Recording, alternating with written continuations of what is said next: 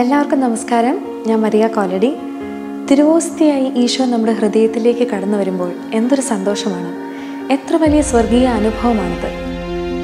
ഹൃദയം ഈശോയുമായി ഒന്നാകുന്ന ഈ നിമിഷത്തെ അവിസ്മരണീയമാക്കുന്ന ഒരു ഗാനം റിഡംട്രിസ്റ്റ് സഭയിൽ നിന്നും വരുന്നു. ബ്രദർ നിതിൻ വരികൾ എഴുതി, ബ്രദർ ഷാരോൺ ഈണം നൽകി, ഡെനി ഡെൻസിൽ ഓർക്കസ്ട്രേഷൻ നിർവഹിച്ച ഈ ദിവ്യകാരുണ്യ ഗാനം റെഡ്സ് മീഡിയയുടെ യൂട്യൂബ് ചാനലിലൂടെ നിങ്ങളിലേക്ക് എത്തുന്നതാണ്.